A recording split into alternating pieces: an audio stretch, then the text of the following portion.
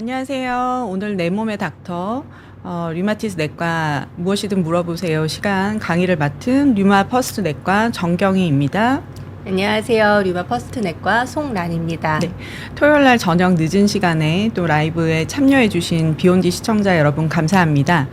저희가 오늘 준비한 강의는 류마티스 질환의 심혈관 합병증 관리에 대한 내용입니다.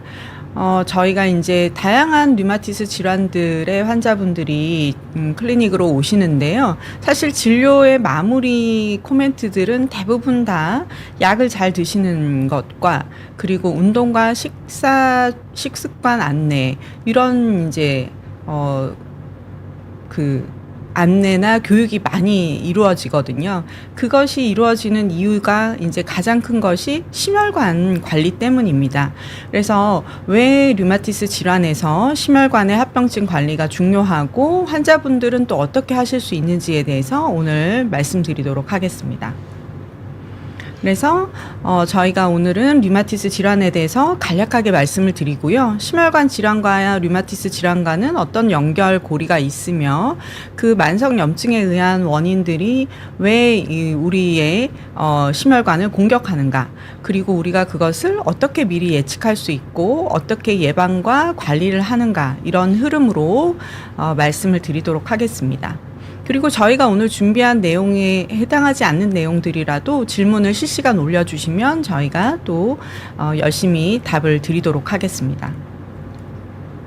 류마티스 질환은 잘 아시는 것처럼 단순히 이제 관절만의 병이 아니고요. 우리 몸의 면역이 스스로를 공격해서 생기는 만성 염증성 질환입니다. 면역이라는 것은 이제 가장 포인트는 나와 남을 구별해 주는 거거든요. 근데 이 나와 남을 구별하지를 못하고 나를 남으로 착각하는 데 있어서 이런 자가 면역의 질환들이 생기고요. 포인트는 이제 급성이 아닌 만성이고 비염증성이 아닌 염증성 질환이라는 데 있습니다. 염이라는 것이 이제 한자어로 보면은 불화가 2개 붙어 있거든요. 그래서 이제 불이 났다 이렇게 환자분들한테 많이 설명을 드리는데, 이것이 이제 관절뿐만 아니라 다양한 장기에 이 염증의 영향이 이제 미치는 것이 류마티스 질환의 특징이 되겠습니다. 대표적인 질환들로 류마티스 관절염, 강직 척추염, 홍반 루푸스, 통풍 이런 이제 질환들이 있는데요. 류마티스 관절염은 이제 관절뿐 아니라 심장이나 폐, 신경계 등의 이제 다양한 장기에도 영향을 미치는 것이 잘 알려져 있고요. 강직 척추염도 척추와 골반의 염증으로 이제 척추가 뻣뻣해지고 염증으로 인해서 관절이 망가지는 질환이긴 합니다만 심혈관 침범이 있는 환자들이 있습니다. 그리고 이제 전신 홍반 루푸스는 워낙 이제 별명 자체가 천의 얼굴을 가진 병이라고 해서 머리부터 발끝까지 다양한 장기들을 침범하는 질환으로 되어 있고요. 그러다 보니까 처음에 이제 아주 전형적이 아닌 경우에 루푸스로 진단을 내리는 데까지 시간이 상당히 걸리는 환자들도 있습니다. 그리고 이제 통풍은 엄지발가락에 이제 급성의 염증이 생겼을 때 통증으로 이제 급하게 오시는 환자들이 많긴 합니다만, 통풍을 관리하는 데 있어서 이 통풍은 결국 대사증후군의 일종으로 보고 있기 때문에 심혈관 관리도 매우 중요하다 하겠습니다. 그래서 사실은 류마티스 여러 질환의 주요 사망 원인을 나중에 보면 심혈관 질환으로 사망하는 경우가 많습니다. 실제 류마티스 질환 환자들의 나중에 이제 평균 이제 사망률이 좀 올라가느냐라고 물어보면 그렇지는 않은데, 결과적으로 류마티스 질환 환자들이 사망하는 주된 원인 중 하나는 심혈관 질환일 때가 많고요. 그럼에도 불구하고 사실 의사들이 그 알고 있는 위험도에 비해서 많은 환자분들이 실제 가지고 있는 본인의 질환이 심혈관 질환과 연관도가 있다라는 것을 잘 알지 못하시는 경우도 많고, 그렇기 때문에 그러한 위험을 좀 과소평가하게 되는 경우가 많은 것 같습니다. 그런데 이분들이 이제 이런 심혈관 질환에 의한 합병증이나 어떤 안 좋은 결과를 예방하기 위해서는 정기적으로 이것들을 평가하고 관리를 해야 된다라는 것이죠.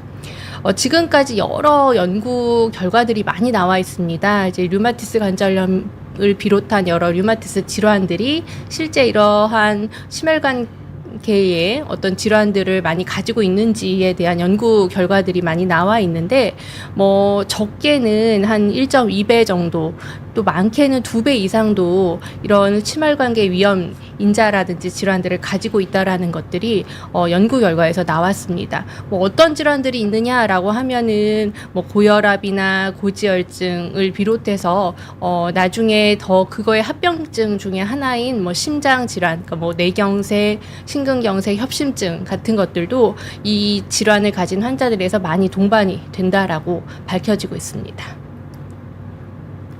뭐 구체적인 질환에서 연구된 거를 좀 살펴보면요, 류마티스 관절염 같은 경우에는 심근경색 같은 경우도 2배 이상, 일반 환자들에 비해 2배 이상 발생률이 증가된다고 되어 있고요. 뇌경색 같은 경우는 한 1.5배 이상 증가된다고 연구 결과에서 나와 있습니다. 그래서 이 환자들이 심혈관계 질환 동반율이 얼마나 되는지를 살펴보았더니 여성의 경우에는 10배가 넘고요. 남성의 경우에도 한 3배 가까이 증가된다라고 연구 결과상 나와 있고요. 전신홍반 루푸스 같은 경우 어떤지 연구한 결과를 보면 관상동맥 질환, 저희가 이제 허혈성 심질환이라든지 뭐 심근경색 같은 관상동맥 질환은 적게는 5배에서 많게는 8배까지도 증가된다고 되어 있고, 폐동맥 고혈압은 일종의 합병증 중에 하나인데 이거 같은 경우도 한 15배 정도 증가된다고 되어 있고, 다양한 폐나 심장 질환들이 동반된다고 알려져 있습니다. 이 이제 그림으로 저희가 이 만성 염증이 어떻게 심혈관에 영향을 주는지를 잠깐 말씀을 드리겠습니다. 일단 만성 염증이 생기게 되면 저희 몸에서 염증성 사이토카인이라고 하는 물질들이 나오게 됩니다. 그 물질들이 이제 혈관 내피세포를 망가뜨리게 되는데요. 혈관 내피세포에 손상을 가져오게 되면은 이것들이 이제 어떤 그 미세한 혈관들의 기능을 부전시키게 됩니다. 기능이 망가지겠죠. 그리고 이제 또 보호 기능도 떨어지게 됩니다. 그리고 콜레스테롤이 쉽게 이제 혈관벽에 붙게 되거든요. 그러면서 이제 동맥경화, 죽상경화가 조기에 진행을 하게 됩니다. 혈전의 위험이 그래서 올라가게 되고요. 여러 이제 물질들이 또 플라크라는 걸 형성하게 됩니다. 요즘 이제 경동맥 초음파를 건강검진에서 많이들 하시니까 플라크 얘기를 좀 들어보신 분들도 꽤 계실 텐데요. 이 플라크가 이제 만들어지는 것도 문제지만 파열이 됐을 때 더 큰 문제를 일으킬 수 있는데 이 파열이 또 가속화되게 됩니다. 그리고 이제 콜레스테롤의 대사에도 문제가 오게 되면서 위험도는 더 올라가게 되겠습니다. 저희가 이제 실제로 질환별로 어떤 위험 요소가 있는지를 좀 살펴볼 텐데요. 제가 지금 전신홍반 루푸스부터 말씀을 드리겠지만 그것뿐 아니라 뭐 뒤에 나오는 류마티스 관절염이나 통풍 모두 공통적인 좀 위험 요소를 가지고 있습니다. 이것들을 이제 전통적 위험 요소라고 하는데요. 이 환자들이 전통적인 심혈관계의 위험 요소도 가지고 있고 거기에 더하기로 플러스로 이 질환 고유의 또 위험 요소를 가지고 있어서 양쪽으로 뭔가 위험한 요소들을 더 많이 가지고 있다라고 볼 수가 있습니다. 전통적 위험 요소부터 먼저 살펴보면 다들 아시겠지만 고혈압, 고지혈증, 당뇨, 복부 비만 같은 대사 질환이 있는 경우 위험도가 올라가게 되고, 또 나이가 많거나 남성의 경우 좀 더 잘 생기는 것으로 되어 있고, 또 가족력이 있는 경우, 또 흡연은 가장 또 강력한 단독적인 위험 요소라서 이런 요소를 가지고 있는 경우에 당연히 심혈관계 질환의 위험도가 올라가게 되는데, 루푸스 고유의 위험 요소라고 한다면 이 루푸스가 얼마나 조절이 되지 않는지, 그러니까 활성도가 올라가는 경우나 더 오래 루푸스를 앓고 계시는 경우에도 심혈관계 위험 요소가 이제 인자가 올라간다고 되어 있고요. 그 외에 여러 가지 염증과 관련된 물질들, 염증성 사이토카인, 인터페론 1 같은 경우, 이런 것들, 산화 스트레스, 이런 루푸스와 관련된 어떤 물질들이 증가될 때, 다시 말하면 루푸스 자체가 조절이 잘 되지 않을 때 생기는 것들이 많아질수록 또 심혈관계 질환의 발생률이 올라간다고 되어 있습니다. 또 이 루푸스 환자에서 간혹 항인지질 항체라고 하는 혈관 내에 혈전을 잘 만들어내는 항체가 함께 존재하는 경우들이 있는데, 당연히 혈관 내에 혈전이라는 피떡이 생기게 되니까 이 환자들에서는 심근경색이나 뇌졸중의 위험이 증가되게 되고요. 또 루푸스의 증상 중에서 콩팥, 신장을 침범하는 신염이 있는 경우에는 이로 인해서 혈압도 올라가고 또 심부전도 생기게 되니까 이로 인한 심혈관계 위험은 더 증가가 되게 되죠. 또 보통은 나이가 많은 남성에서 전통적으로는 이 심혈관계 질환이 잘 생긴다고 돼 있는데 루푸스 환자에서는 젊은 여성의 경우에 있어서도 아주 조기에 관상동맥이 잘 생길 수 있기 때문에 주의가 필요하겠습니다.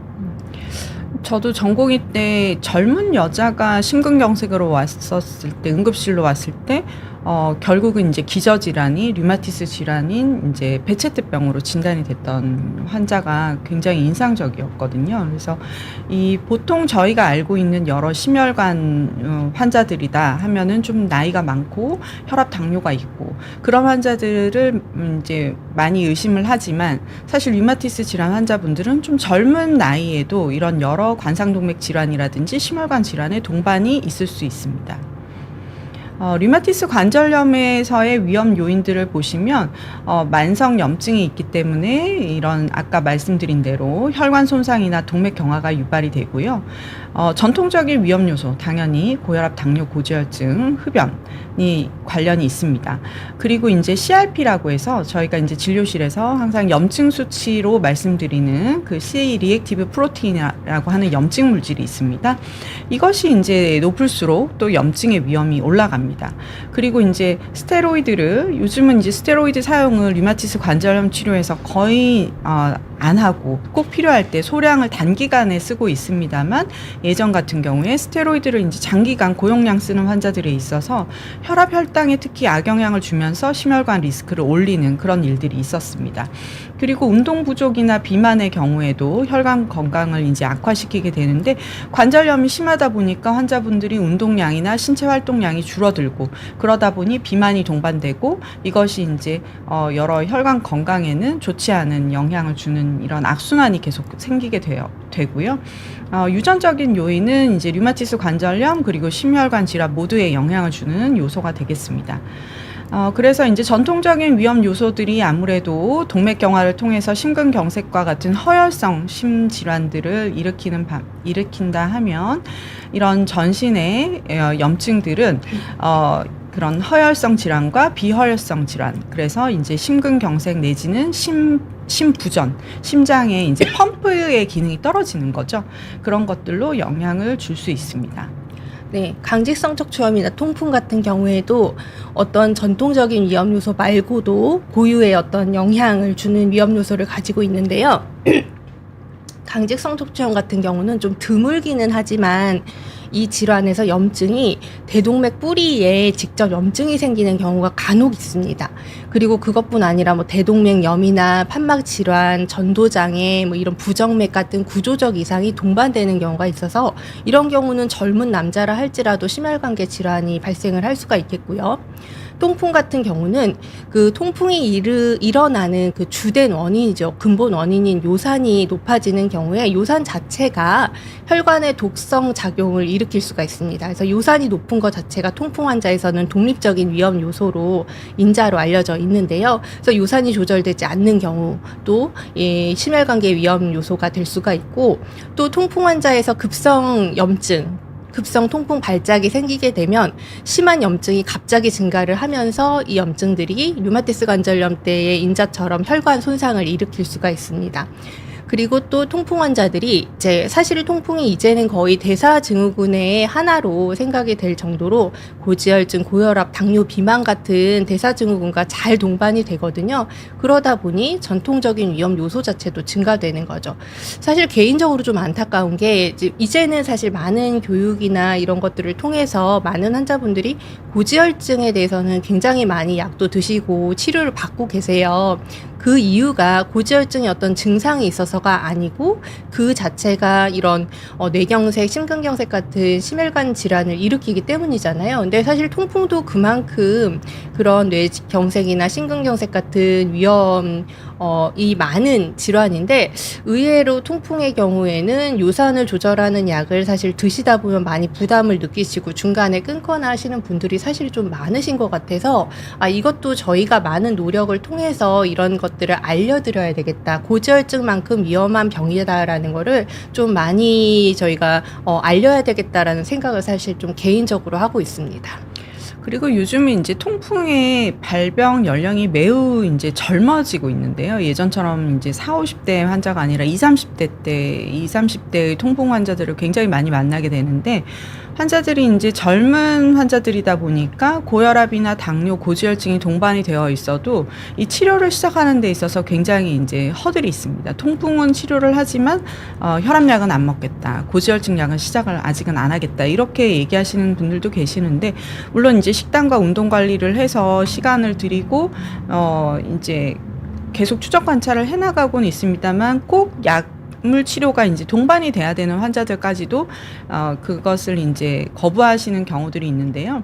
최근에 이제 그 한국의 국민건강 영양조사 데이터를 기반으로 나온 연구에서도 20, 30대 환자의 심혈관 관리가 잘 되면 잘 될수록 나이가 들어서의 어떤 심혈관의 중증 질환의 위험도를 많이 낮추는 걸로 보고가 되었거든요. 그래서 젊은 통풍 환자분들의 어떤 이런 심혈관 관리 굉장히 나중에 중요할 것으로 생각을 하고 있습니다.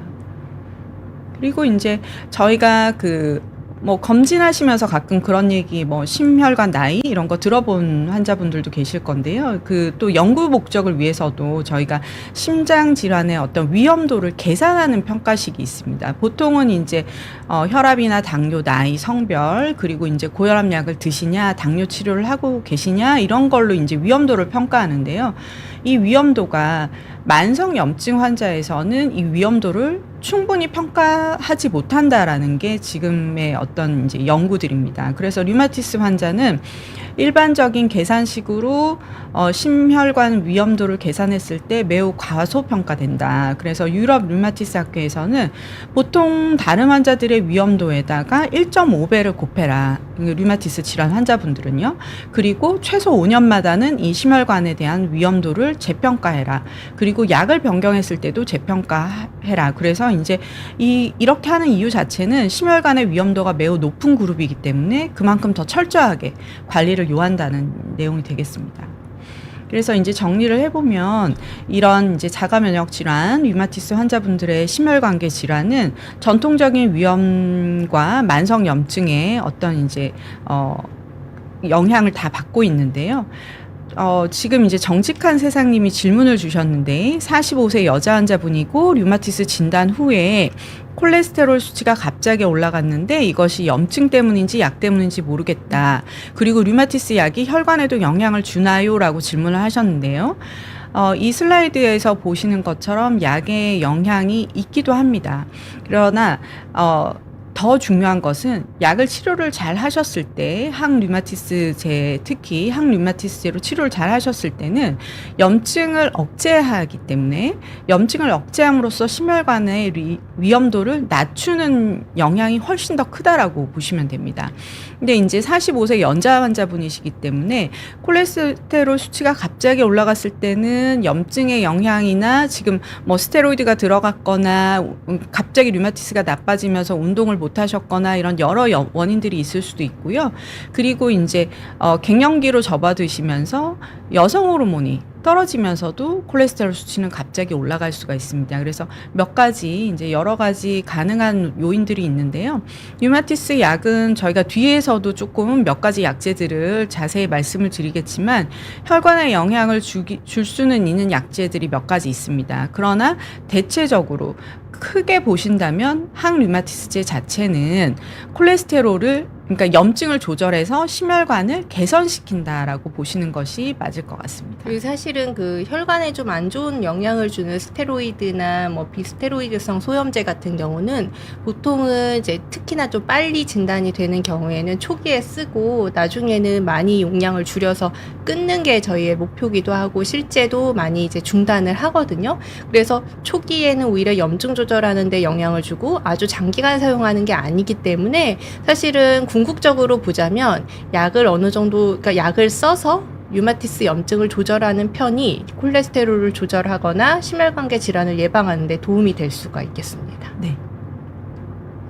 그래서 저희가 이제 위험평가 검사를 이 환자들에서 정기적으로 이제 하게 되는데요. 사실은 이 정기적으로 하는 검사들이 류마티스 관절염이 류마티스 관절염뿐 아니라 뭐 이 류마티스 질환들이 지금 현재 치료가 잘 되고 있는지, 또 약을 쓰고 있는데 약에 의한 부작용은 없는지 확인하고자 하는 목적도 있지만, 동시에 심혈관계 위험이 없는지, 그런 게 더 나빠지지 않는지도 함께 보는데 이 도움이 됩니다. 그래서 혈액 검사로서 볼 수 있는 것 중에는 이제 CRP-ESR이라고 하는 것이 염증을 반영하는 염증 수치인데요. 이제 이것들이 증가되면 염증 활성도가 올라간다라고 저희가 알 수 있는 거기 때문에, 이 염증 수치 검사를 통해서 염증의 활성도랑 또 심혈관계 위험도 모두 저희가 확인할 수가 있겠고요.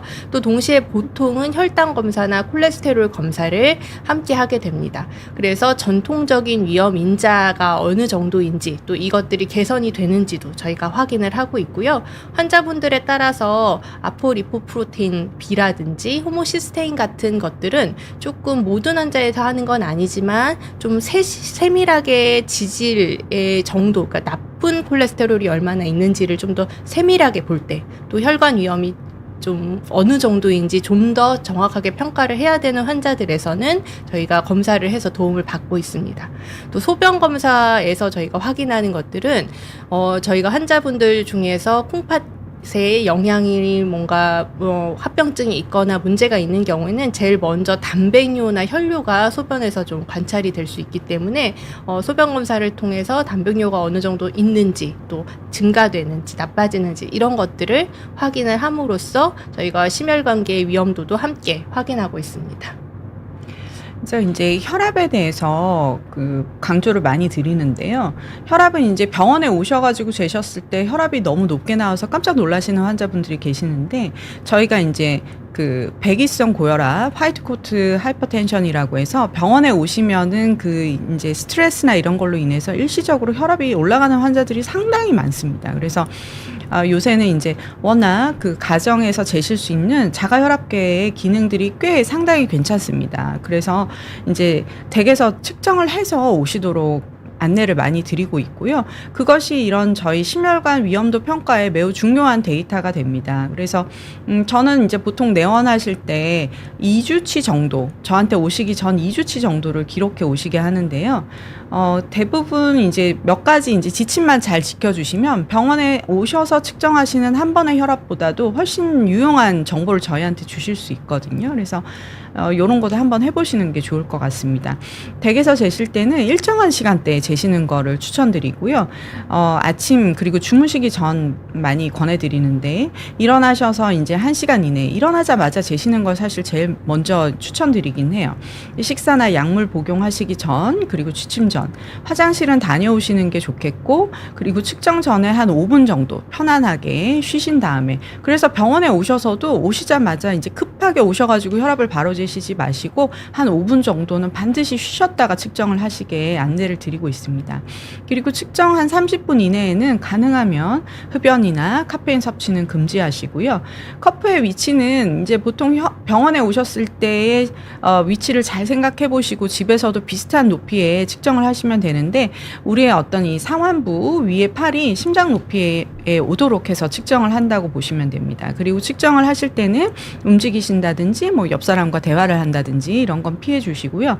그리고 아침과 저녁 혈압이 한 10에서 30 정도는 차이가 날 수 있습니다. 그래서 이제 차이가 나는 거에 대해서 너무 이렇게 걱정하시지 않으셔도 되고요. 그리고 혈압이 앞에 이제 수축기 데이터와 뒤에 이완기 데이터 두 개의 정보가 있는데요. 둘 중에 하나만 사실 높아도 저희가 고혈압 진단을 하기 때문에 보통 앞쪽에 이제 높은 수치만 집중적으로 신경을 쓰시는 분들이 계시거든요. 근데 뒤에 이완기 정보도 매우 중요하니까 두 개의 수치를 다 적어서 이제 병원에 가져오시면 될 것 같습니다. 그리고 이제 저희가 위험도 평가로 심전도, 심초음파, 경동맥 초음파, 흉부 엑스레이를 하는데요. 류마티스 관절염 진단되고 나서 이제 저희가 심전도랑 폐 엑스레이를 찍을 때 거기가 아픈 게 아닌데 왜 검사를 하냐 하시는 경우가 가끔 있습니다. 이제 이유가 이제 오늘의 이 심혈관 위험도 관리 때문인 거죠.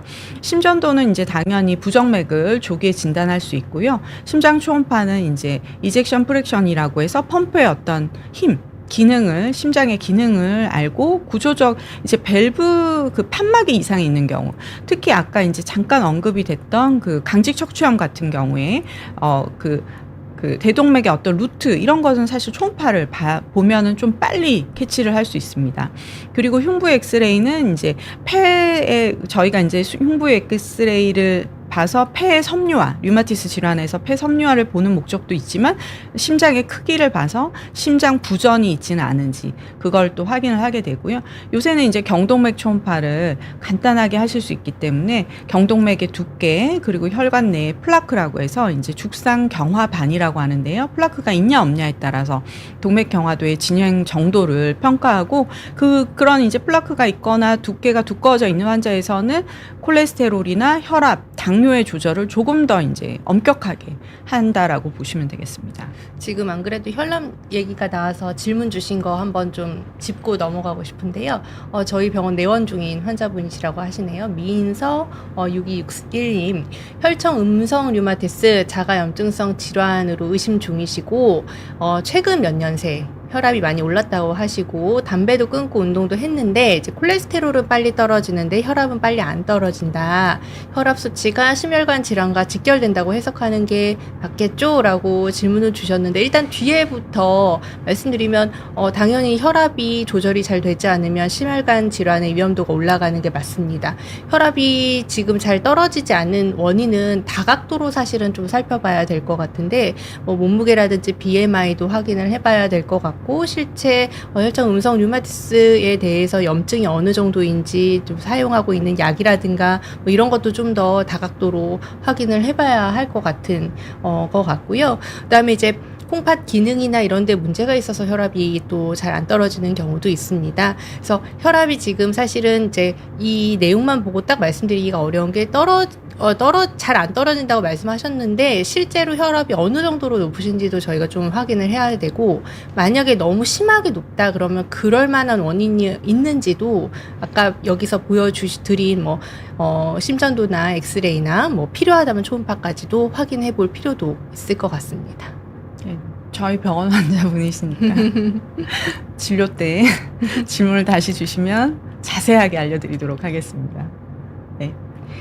그래서 저희가 사실은 심혈관 건강을 지키는 그 류마티스 질환을 가진 환자분들이 심혈관 건강을 지키는 가장 중요한 첫 번째 단계가 뭐냐라고 물어보신다면 사실은 실제 지금 가지고 있는 병을 잘 치료하자, 질환 활성도를 잘 조절하는 것이다 라고 말씀을 드리고 싶어요.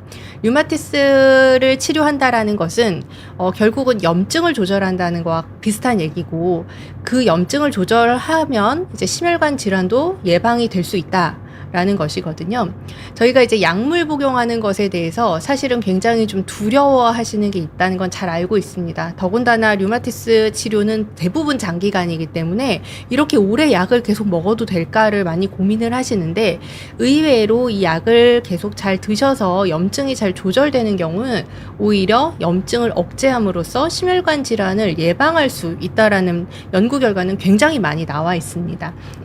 항류마티스제라든지 생물학제제 또 마찬가지로 염증 억제 효과를 통해서 저희가 심혈관 질환을 예방을 할 수가 있고요. 그래서 제 약을 잘 드시고 조절을 잘해서 제가 질병이 관해 상태다. 이 관해라는 거는 더 이상 염증도 없고 증상도 없고 재발도 없고 이런 상태를 얘기하는데 그런 상태일수록 이분들의 심혈관 질환의 위험도는 낮아진다라고 되어 있습니다.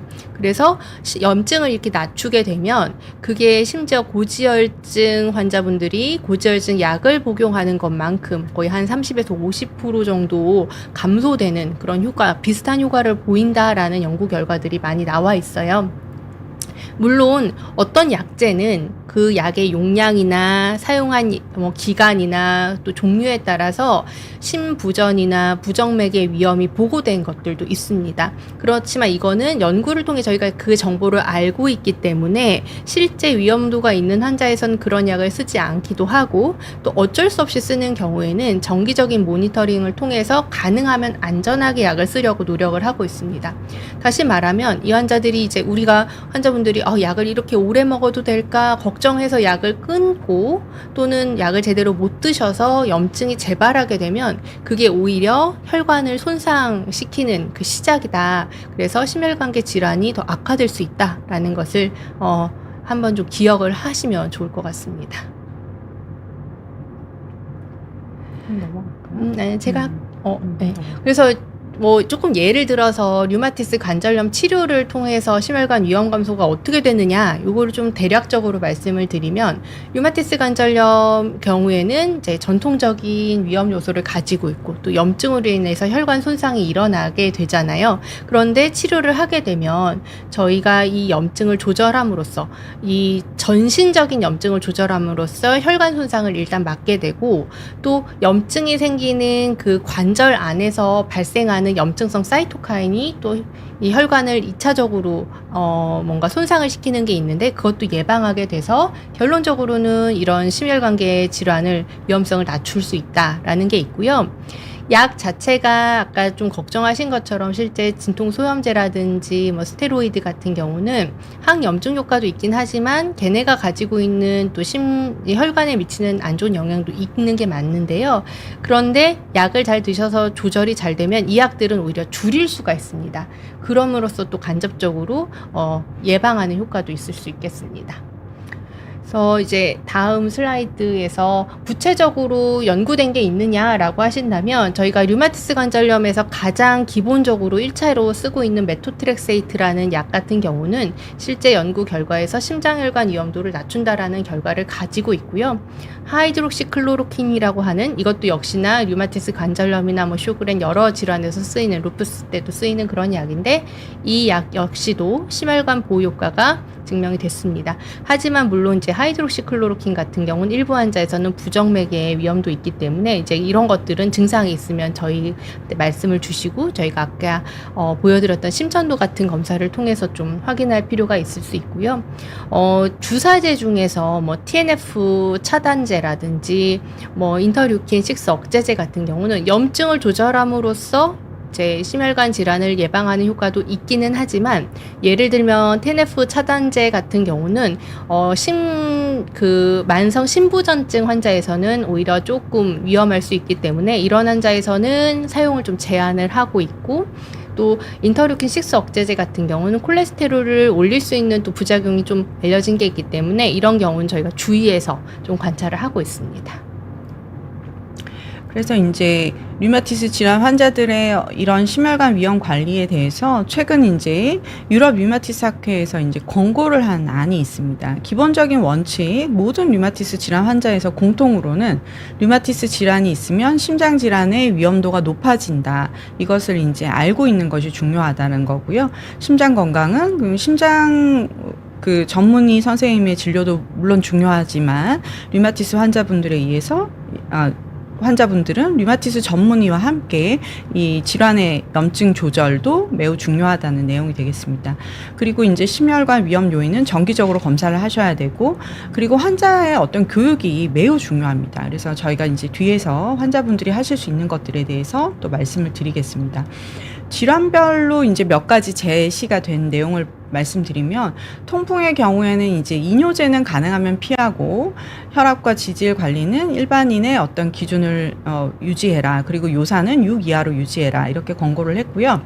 전신경화증 같은 경우에 이제 베타 차단제를 혈압약으로 쓰는 것에는 특히 주의해라. 왜냐하면 이제 전신경화증 환자들이 레이노이드라고 해서 말초혈관이 수축되는 환자들이 꽤 있습니다. 그래서 이런 환자분들은 베타 차단제 사용을 주의해야 되고요. 그리고 이제 마찬가지로 혈압과 콜레스테롤 관리를 매우 철저히 해야 됩니다. 그리고 혈관염의 경우에는 질환이 잘 조절이 되면 심혈관의 위험도는 감소하나, 혈관염 중에 이제 앙카 관련 혈관염이라는 질환들이 몇 개, 이제 대표적인 질환들이 한 3개 정도 있습니다. 이 혈관염은 이제 아까 말씀드린 대로 위험도 계산해서 훨씬 더 높게 위험도를 평가하고 더 엄격하게 관리를 하라는 이제 지침이 있었고요. 루푸스나 이제 항인지질 증후군에서는 혈압을 이제 130에 80, 140에 90 수준이 아니라 130에 80 이하로 유지하라는 거고요.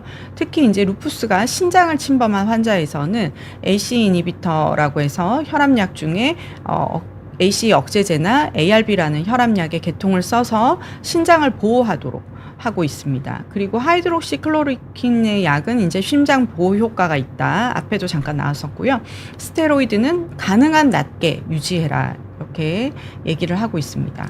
그리고 또 저희가 이제 전통적인 위험 요소를 또 가지고 있으면 당연히 이제 심혈관 질환 악화되는 건 알고 있기 때문에 이걸 관리를 해야 되는데 이거는 사실 약도 물론 필요할 경우에는 사용해야 되겠지만 근본적인 생활 습관 개선이 항상 동반이 되어야 합니다. 먼저 금연은 사실은 심혈관 위험을 가장 크게 줄이는 단일 인자입니다. 애초에 이제 흡연 자체가 단일 인자로는 가장 강력한 심혈관 질환 위험 요소거든요. 그래서 당연히 이제 금연은 꼭 중요하게 생각을 하셔야 되겠고, 그다음에 절주, 혈압, 혈당, 콜레스테롤 관리는 이 이제 질환이 있는 분들의 경우에는 류마티스 질환이 없는 분들에 비해서 오히려 목표치보다 더 엄격하게 관리를 하는 것이 좋습니다. 통풍 환자 같은 경우는 앞서 말씀드린 것처럼 요산은 6mg/dL 이하를 유지를 하도록 되어 있고, 또 비만인 경우에는 이분들이 이제 체중을 감량을 하면 실제로 염증이 감소함으로써 비만이 가지고 있는 여러 가지 심혈관계 위험 요소를 억제하는 것뿐 아니라 이 염증 감소를 통한 또 억제 효과가 있다. 그래서 또 정기적인 건강 검진을 통해서 위험 인자 다른 게 있는지를 조기 발견을 하자라고 저희가 사실 이러한 기본 생활 습관 개선만 돼도 아주 전통적인 위험 요소는 많이 줄일 수가 있겠습니다. 또 식단 같은 경우는 사실은 꽤 많은 이제 환자분들이 가장 궁금해 하시는 게 뭐를 먹어야 되느냐 이렇게 많이 궁금해 하시고, 실제로 이 심혈관계 위험을 억제시키는 것뿐 아니라 류마티스 질환의 염증을 관리하는 데도 식단이 어느 정도 굉장히 중요한 역할을 하기도 합니다. 지금 알려져 있는 항염증 식단에는 채소나 통곡물, 생선, 올리브유는 염증을 감소시킨다고 되어 있고요. 가공식품, 포화지방, 당분 같은 경우는 염증을 증가시킨다고 되어 있기 때문에 이런 가공식품이나 포화지방, 당분은 가능하면 적게 드시거나 안 드시는 게 좋겠습니다. 그래서 사실은 많은 식품 중에서 뭐가 좋으냐라고 하면은 일일이 하나하나 말씀드리기가 어려워서 제가 이 항염증 식단에 가장 적합한 지금 알려진 식단이 지중해식 식단이라서 한번 확인해 보시라고 가지고 왔는데요. 기본적으로 매일 좀 우리가 먹게 되는 그 기반 식품으로 우리가 염증을 조절을 해주고 좋은 우리 몸에 좋은 이제 재료로는 채소, 과일, 통곡물, 풍류, 견과류, 씨앗류는 좋다. 그래서 자주 드셔도 된다. 매일 드셔도 된다라는 건데요. 이 중에서 과일 같은 경우엔 과당 함량이 너무 많은, 그러니까 너무 단 과일은 그래도 조금 줄이시는 게 좋긴 합니다. 그리고 제한해야 되거나 피해야 될 식품은 정제 탄수화물, 정제 곡물이 사실 굉장히 뭐 심혈관에도 안 좋고 우리 질환에도 안 좋은데 정제 곡물이 뭐냐라고 하면 하얀 것들 생각하시면 좋습니다. 그래서 흰쌀이나 뭐 흰빵 같은 것들이 좋지 않으니까 피하시는 게 좋겠고요. 지방의 경우에는 올리브 오일이 이제 염증 조절에 좋습니다. 특히 엑스트라 버진 올리브 오일이 좋다고 되어 있고, 오히려 같은 지방이지만 버터나 마가린, 트랜스 지방은 여러 가지 심혈관계에 염증도 일으키고 또 우리 질환의 조절에도 좋지 않기 때문에 가능하면 건강한 지방을 드셔라. 단백질 같은 경우는 단백질의 섭취를 가능하면 생선이나 해산물로 해주시는 게 좋은데 이것도 너무 자주 드시는 건 좋지가 않고, 이제 동물성 단백질 중에서는 우리 가금류, 이제 우리 닭 요리 같은 것들, 이런 달걀이나 뭐 저지방 유제품이 좋다고 되어 있습니다. 뭐 그렇다고 소고기, 돼지고기 아예 안 드실 수는 없겠지만 가능하면 좀 일주일에 한 번 이하로 좀 줄이시는 게 좋겠고요. 그래서 이런 생선이나 해산물을 통해서 우리가 단백질 섭취, 오메가3를 섭취할 수가 있겠고요. 그래서 저희가 사실은 가장 안 좋은 것들 중에 또 하나가 과당입니다. 설탕이 많이 첨가되어 있는 것이나 너무 단 음료수, 액상과당이 들어가 있는 것들은 가능하면 피하시는 것이 좋고, 또 나트륨 섭취도 가능하면 조금 줄이시는 것이 좋겠습니다. 그래서 사실은 이런 것들 말씀드리면 우리가 이거 다 지켜야지 하고 너무 좀 과하게 또 제한을 하다 보면 오히려 이제 반발이 일어날 수가 있잖아요. 그래서 너무 무리한 제한보다는 우리가 평생 계속해서 지속 가능한 식습관을 좀 정립을 해서 그것들을 유지하시는 것이 류마티스 질환을 관리하거나 심혈관 질환을 예방하는 데 둘 다 도움이 되겠습니다. 네, 운동을 말씀드리면 이제 얼마 전에 저희 송란 원장님이 통풍 환자의 운동에 대해서 비욘디에서 강의하신 것도 있기는 한데요. 예, 통증이 없는 범위 내에서 규칙적으로 유산소 운동 해주시는 게 매우 중요하겠고, 그래서 보통 이제 주 5회 정도 하루 30분 이상.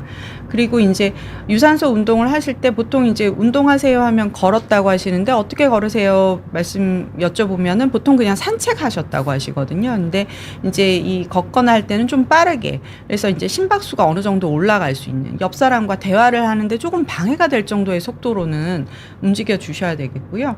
체중을 줄이시게 되면 염증 수치도 떨어지고, 특히 이제 무릎이나 발목 같은 체중 부하 관절의 부담이 확실히 줄어들게 됩니다. 그리고 통풍 환자분들은 이제 급성 발작 시에는 쉬어주시고 탈수를 유발하는 격렬한 운동은 좀 피해 주셔야 되고요. 스트레스 관리와 충분한 휴식도 당연히 심혈관 그리고 류마티스 질환의 관리에 매우 중요합니다. 그래서 이제 스트레스 관리로 여러 가지 가벼운 운동이나 명상, 여러 취미 생활 이런 것들도 챙겨서 하시는 게 좋겠고요. 기타 이제 언급을 좀 더 드리자면 루푸스 환자분들은 자외선 차단 그리고 여성 호르몬제를 주의하시는 것이 심혈관 위험도 관리에도 중요하고 질병 관리에 좀 중요합니다. 그리고 이제 지금 한참 독감 접종을 많이들 하고 계실 텐데 이런 독감이나 폐렴구균 그리고 대상포진의 예방 접종도 권장을 하고 있습니다. 특히 류마티스 질환 환자분들의 예방 접종의 어떤 이제 권장 사항 매우 이 4가지 백신 외에도 몇 가지 더 있습니다만, 왜냐하면 감염이 됐을 때 어떤 염증이 확 나빠질 수 있기 때문에 미리미리 예방접종을 하시는 것이 권장되고 있다는 거 염두에 꼭 두시고요. 류마티스 환자분들이 오히려 이제 독감 접종 안 하겠다 그렇게 말씀을 하시는데, 오히려 독감 접종 같은 경우에도 폐렴 포함 오히려 권장이 되고 있다는 거 잊지 마셨으면 좋겠습니다. 그래서 저희가 이제 오늘 한 40분 넘게 말씀드린 그런 내용 중에서 가장 중요한 내용 3가지만 좀 추려서 말씀을 드리면, 류마티스 질환, 류마티스 관절염에서부터 통풍까지 모든 류마티스 질환, 염증이 생길 수 있는 이쪽 질환들은 이 자체만으로도 심혈관 질환의 위험 인자를 가지고 있는 질환이다. 그리고 이 심혈관 질환을 예방하기 위해서 가장 중요한 것은 치료를 잘 해서 염증을 조절하는 것이 가장 중요한 치료이자 예방이다. 그래서 약물을 잘 복용하시고 또 저희 생활 습관을 잘 개선을 해서 이 질환이 관해 상태, 더 이상 아프지도 염증도 없고 더 이상 진행되지 않는 그런 관해 상태가 유지가 되고 전신의 전통적인 위험 요소가 관리가 되면 충분히 건강한 심혈관계 합병증이 없는 생활을 우리가 영위할 수 있습니다. 그리고 이것들을 위해서는 반드시 정기적인 검진이 필요하겠고, 또 담당 주치의 선생님들과 뭔가 증상이 있으면 바로 얘기를 해주시고, 또 검사를 통해서 내용들을 같이 의논하고, 이런 긴밀한 소통이 반드시 함께 동반이 되어야 할 것 같습니다. 질문이 몇 개 지금 있어서 조금 마지막으로 좀 빨리 말씀을 드렸는데요. 일단 이제 세계 탐구 9098님 70세 남성입니다. 손목 통증보다 가슴 통증이 자주 옵니다. 류마티스 심근염이라고 하던데 이 병이 심근경색과는 어떻게 다른가요? 라고 하셨는데요. 심근경색은 이제 동맥경화가 진행이 되면서 아까 말씀드린 그런 플라크가 떨어져 나와서 우리 심장을 먹여 살리는 관상동맥이라는 것을 막으면서 심장의 근육들이 허열이 생기는 질환이 심근경색이라고 보시면 되고요. 류마티스 심근염이라는 것은 이제 류마티스의 일종의 이제 혈관의 염증이라고 보시면 됩니다. 심장 혈관이, 그러니까 관상동맥이 콱 막힌 것이 심근경색이고요. 심근염, 류마티스성 심근염이라는 것은 류마티스에 의한 혈관의 염증이 심장 근육에 염증을 일으켜서 생기는 질환이라고 보시면 됩니다. 그럼 치료는 어떻게 다르냐? 심근경색 같은 경우에는 이제 빠르게 진단을 해서 저희가 이제 혈관을 확장시키고 스텐트도 넣고 그다음에 이제 그 혈전을 용해시키는 주사 이런 걸 이제 하게 되는 있고요. 류마티스 심근염 같은 경우에는 고용량의 스테로이드를 쓴다든지, 그리고 이제 류마티스 질환의 치료제 중에 좀 강력한 것들, 면역 억제제를 써서 그 염증을 빠르게 줄여주는 것에서 치료 차이가 있다고 보시면 됩니다. 그 심근경색은 어느 하나의 혈관이 막혀서 그 주변에 산소 공급이 안 되면서 근육이 이제 멈추는 병인 거고요.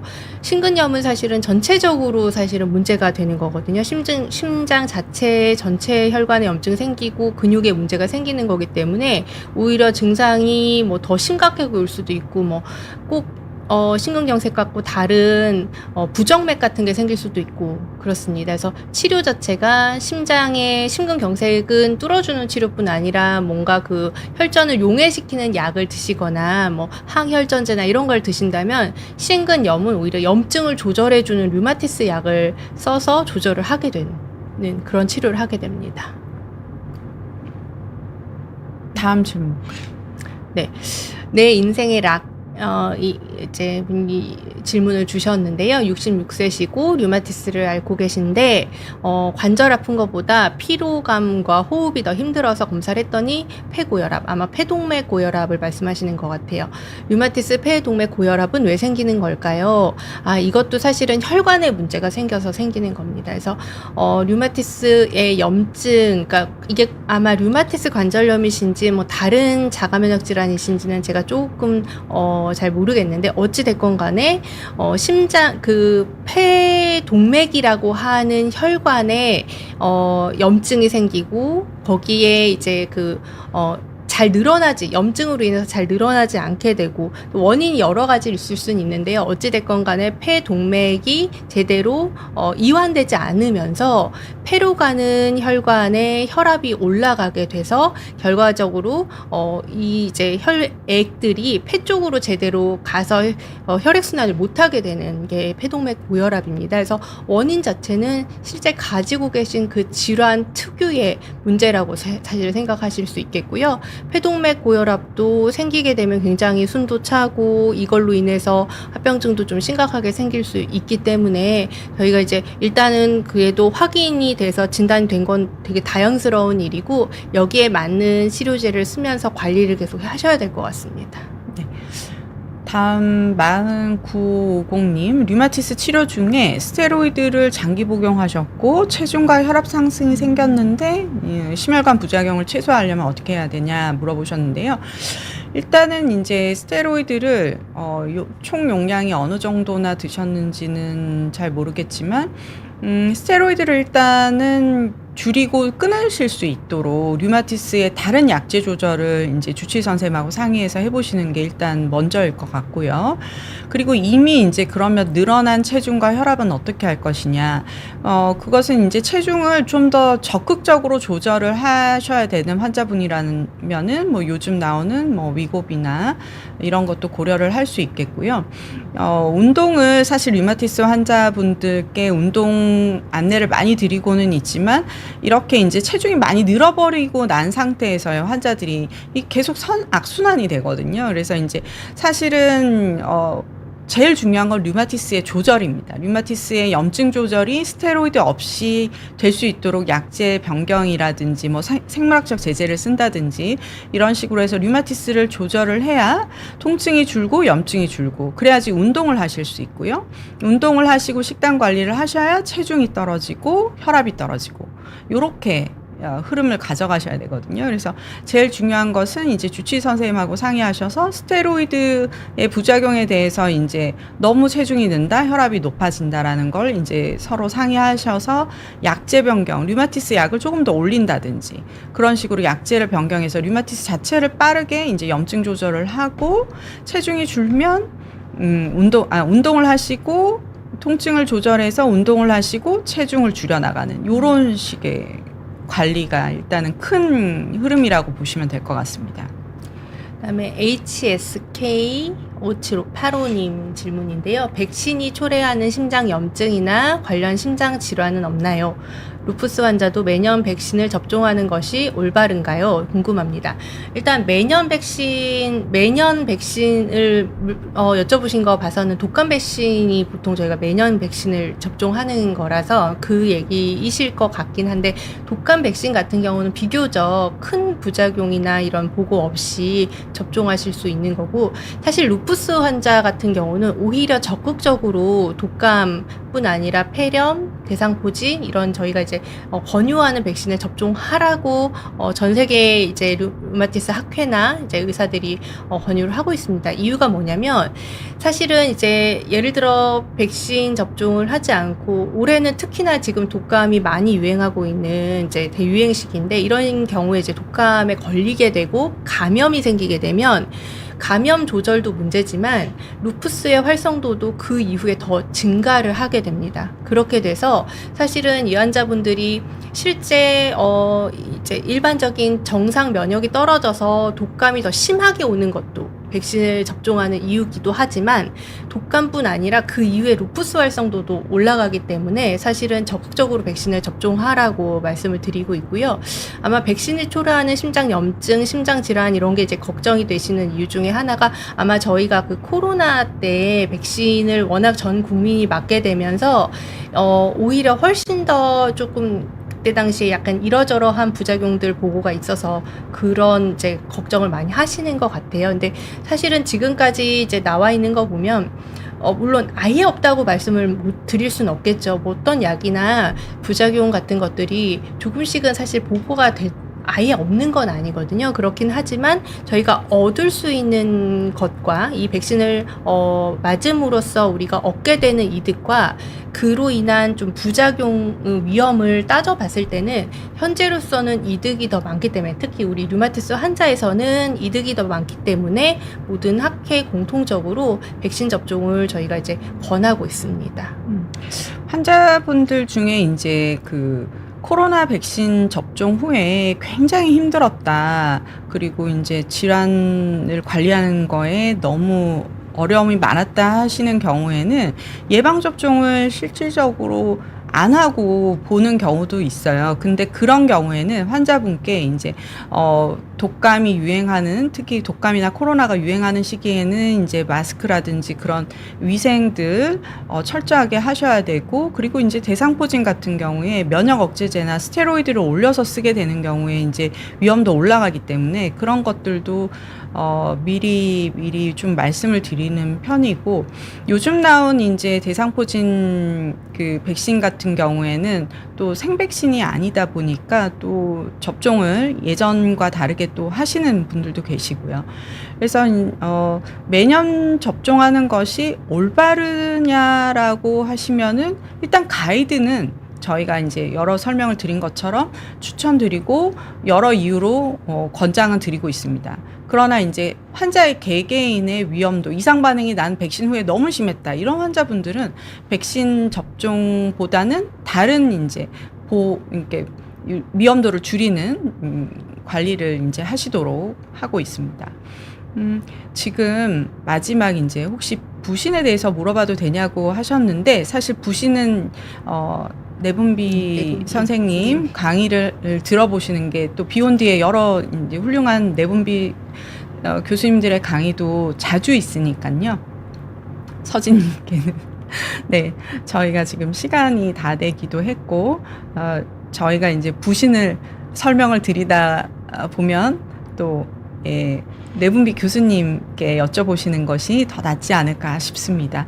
오늘 저희가 이제 가을이 깊어가고 있는데 이렇게 늦은 시간까지 질문도 많이 주시고 많이 시청해 주셔서 정말 감사드리고요. 또 다음 시간에 여러분들이 궁금해하실 만한, 저희가 진료실에서 또 충분히 설명을 드린다고 드려도 부족함이 있을 수 있기 때문에 준비를 해서 또 뵙도록 하겠습니다. 감사합니다. 감사합니다. 네.